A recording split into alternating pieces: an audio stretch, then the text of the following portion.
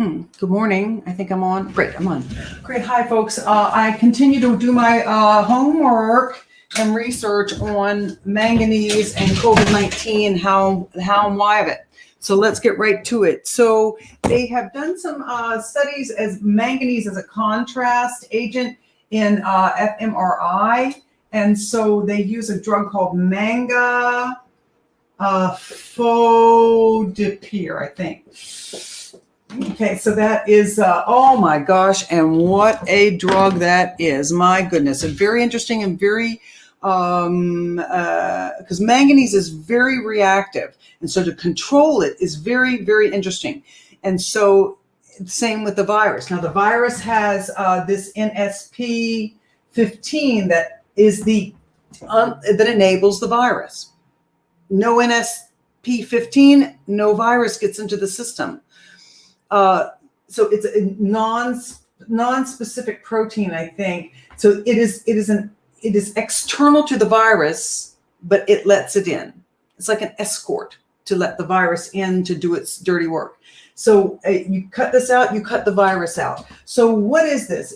There's a N-terminal, there's a C, which I believe may have something to do with calcium. I may be wrong there, and then there's the manganese. So manganese is the key, blasts open the cells to get in. And manganese on the mitochondria, I think we've talked about this. The mitochondria have calcium and they have manganese. And these two, calcium and manganese, share the same transporter. So here's the transporter. Let's bring it over here. There's the transporter. Things are going good, happy face, calcium. Things are going bad, stress, duress, immune issues, manganese. So this is happy times and this is sad time, bad times. Manganese. They share the same transporter. So in the case of this virus, and the same with mangafodipir, it gets in through calcium transporters. You have to go into a cell that is ready to bring in calcium. And what happens? Since calcium and manganese share the same transporter in the mitochondria, it goes to a cell that is looking for calcium, and surprise, and manganese instead. Woohoo! That's how this works. That's how I believe this works. From my understanding, that's how it works. It's a Trojan horse. So the calcium is a Trojan horse. Here's your calcium. Oops, I'm going to give you manganese instead. And so in the mangafodipir, oh gosh, look at this. Manganese is in the middle of this. Oh, well, if you saw what they needed to do to control that manganese, it's fascinating. And I'm going to show it to you. Not N-terminals, OH, lots of oxygen.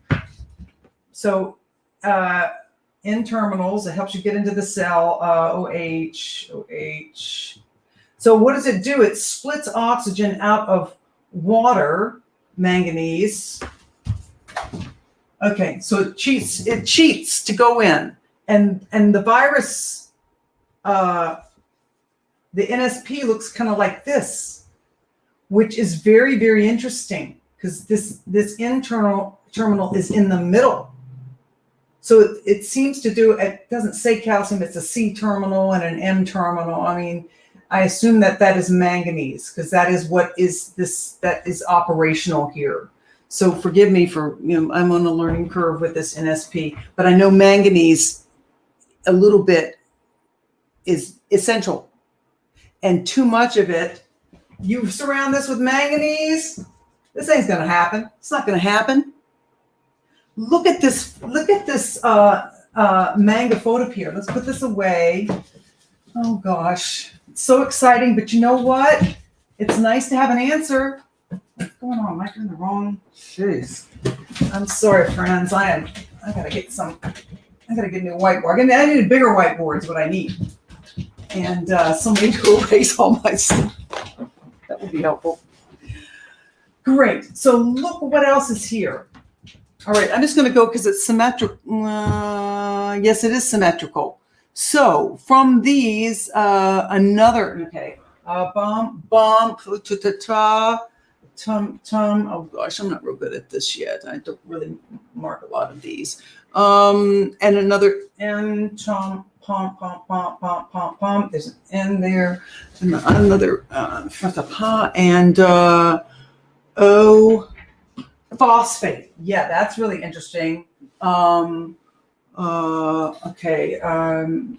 O, phosphate, O, right? And both sides. So there's a fair amount of oxygen floating around.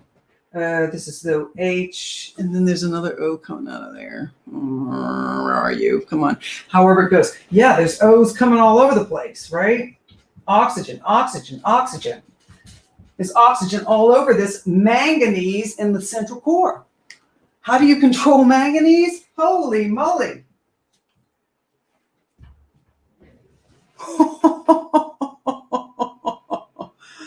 That's a lot of, on both sides. Mirror that. Sorry, that's not very clean writing. A messy board too. Gee, I don't know. This one's too dark. It's just a whiteboard, dry erase, but so friends. Yes, we are making progress here. So I would, and this when they do the contrasting, it doesn't go into the frontal lobe. It doesn't go into the parietal area or the brain stem. It goes into the endocrine system. What does that mean? That means our immune system. Goes into the anterior pituitary.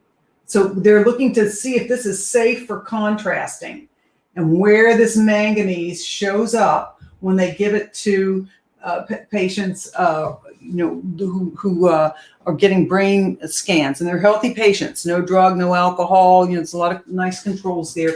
Anterior pituitary, which is immune, hormonal, stress, hormonal, manganese.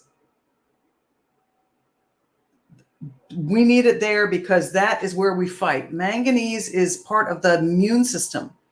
It splits oxygen, creates antioxidants. Okay, that for immune purposes. The other is the sublingual, which are glands, and the submandibular glands, and lymphatic glands, also in the lacrimal, in the eyes. Yeah. And so, mangafodipir, we have to try that. And elsewhere, and throughout the choroid plexus, the whole, the choroid plexus is the brain, internal brain supply. So if there's a problem anywhere, the choroid plexus is ready to shoot, deliver manganese. I'm very excited about this. Use intravenously to contract. So this mangafodipir contrast agent used as a diagnostic tool to administer intravenously to enhance contrast and magnetic MRI of the liver and pancreas. So they did an experiment, brand name Tesla Scan. Oh, wow. And on the outside of this, this phosphate is more, whatever, OH. Okay, so this is one half. This is half of this thing. One manganese and all of this to deliver it, control it. It's like, maximum security to get this manganese going somewhere, because it's like, it's explosive. It's like taking nitroglycerin around. And we need it to fight this virus. This virus uses it in teeny tiny amounts. All right, let's look at that. This, let's see. MERS. Okay, here it is. This is the main one, Journal of Virology, Zhang, Riao, etc. Trying to find the year, but I'm sure it's recent because it's SARS-19.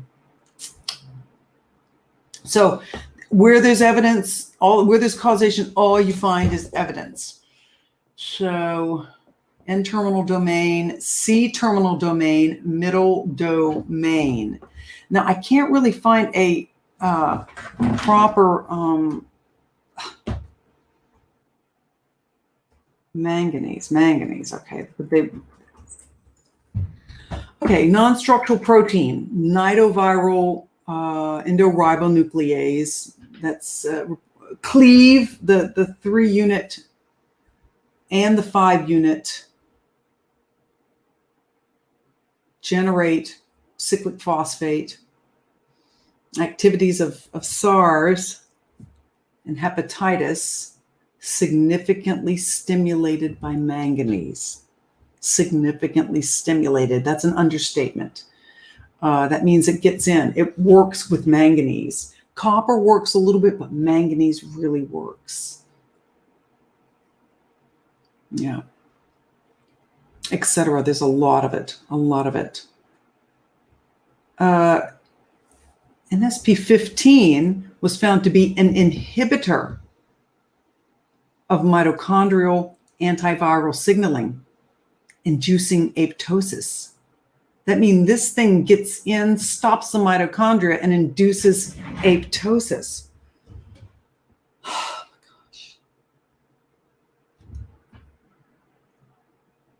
my gosh. It impacts not only the viral life cycle, but also the metabolic status and immune response of the host cells. So what happens? What happens? Apparently, and I'll leave with this. This doesn't have to be a long lecture today because that is just so intense. So the little bit of manganese. It's like, you know what? For the virus, manganese is like salt. Salt in the soup, right? No salt, yeah, dirty water. Add a little salt, soup. Too much salt, bleh. Manganese is like the salt in this virus. So here's the cell, and this virus comes, loop-de-doop-de-doo. We know what it looks like. And part of it, and I wish I could tell you where, I think it's right in the central core of it, or, it's very integral to it, is this non-specific protein. All of these are specific proteins. Like a snowflake. It's got, everything's very specific. It's very symmetrical and da-da-da and da-da-da and da-da-da. But here we have this non-specific thing. And this non-specific protein has a C-terminal, an M-terminal, and an N. Now, I may be wrong, but this manganese, it wouldn't surprise me if this is calcium. I may have seen that it is. And this, I always look at these N-terminals. I assume it's a nitrogen. Nitrogen seems to buckle in. I look at all of these drugs and such. Nitrogen seems to I don't know, maybe hold the door for these things. Calcium is hi, calcium coming to visit. It's like the wolf dressed like grandma, the big bad wolf dressed like grandma, and really it's manganese that's going to explode this open and let the virus, let the specific proteins in. So here's a non-specific protein opening the door, and the specific protein, which is the COVID-19, gets in and does its dirty work. Now, here's the facts. So you're saying, why should I take manganese? It's going to feed the non-specific protein. No. Why should I buy salt? It's going to mess up my soup. It's going to destroy my meals. No. A little bit of salt. Boom. It's probably not a good analogy because food is, well, maybe we should stop eating more salt.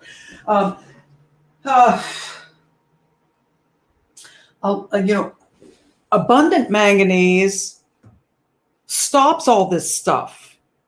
Now, with people who are hypoxic, manganese maybe just have all burnt out. I don't know if you can burn out manganese. Maybe you can. Batteries burn out. They don't last forever. Manganese is a main part of batteries. Manganese. I've been saying that from the very beginning. So this manga, as in manganese, fodipir, ends up in it's an endocrine targets. Okay, and what is being eliminated? Our endocrine system. Why? Because it has just two little puppies, two little manganese terminals that gets us in the cell. Too much manganese, you add manganese, and this does not happen. Manganese is so dynamic. If it outnumbers everything, this is the mitochondria win. We have to look at this.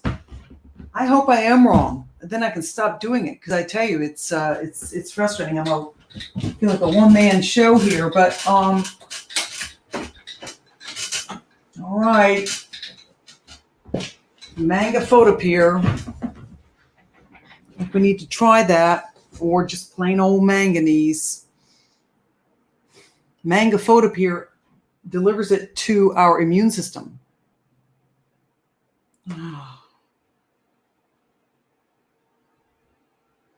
To me, it's just so obvious, and I hope it's not too late before we figure this out. Thank you for listening. Thanks for being here. Have a blessed day. It's really not a whole lot more I'm going to say right now. Let me double check my references here.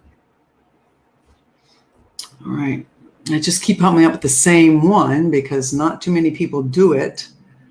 It's a contrast agent. This mangafodipir. It's safe. Reactive oxygen and reactive nitrogen species participate. Okay. MRI contrast depends on the release of manganese. Oh, isn't that interesting? That means you put someone in you have to control these magnetic resonance with oxygenation levels, please. If that's all you're looking at is manganese, you're looking at cell distress, if that's all that looking at. A deoxygenated cell does release manganese to get more oxygen. Okay, let's see what else I've got in here. I keep coming back to the same one because there's only. All right, this is Hufang Harback macrophages. Sorry. All right. Coronaviruses are positive sense RNA viruses that generate double-stranded RNA during replication, and they're looking at this NSF15, and let's find manganese in here. Okay, so they use manganese chloride, which is I think a little more damaging. They're doing this with mice. Let's treat it over time. All right, bear with me. Sorry. So different, where there's causation, all you find is evidence. All you find is evidence. Oh, I did that again. Shoot. Skip the first information about it, which is usually where it is.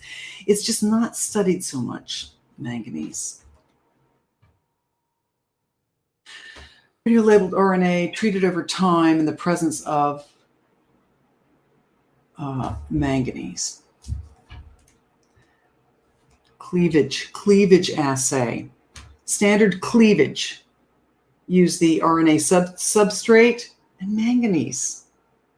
Manganese makes the cleavage happen. This is what we don't want in the in the virus. We don't want that. Okay, that's that one. I think we're, oh gosh, there's more, but I can leave it to other scientists to make these as well. And here's manganese enhanced. This is Sudarshana. That is in a 2019 manganese enhanced MRI of the brain in healthy volunteers, American Journal of Radiology. There you have it. In preclinical studies, ability to, manganese accumulates within cells via L-type calcium channels and induce a strong reduction in the intracellular relaxation time, as well as travel along neural circuitries. Very interesting. All right, more. The problem in humans is these high doses of potential neurotoxicity and lack of disease or dysfunction, and hazardous effects of manganese chloride, which is a whole different beast, is different from this massive thing that has manganese in the middle, nitrogen, and oxygen,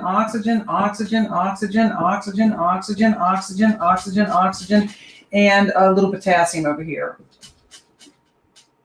plus some hydrogen here and there, right? So that's how they deliver this manganese in this one. But this one is toxic. Understood. Interesting how chlorine has that power. Okay, friends, thank you for listening. Here we go again. I just try to update the best I can. Be blessed. Be safe. At least eat manganese-rich foods. Almonds, green leafies. I can't tell you the list offhand. We'll do that maybe the next one. Thanks. Bye.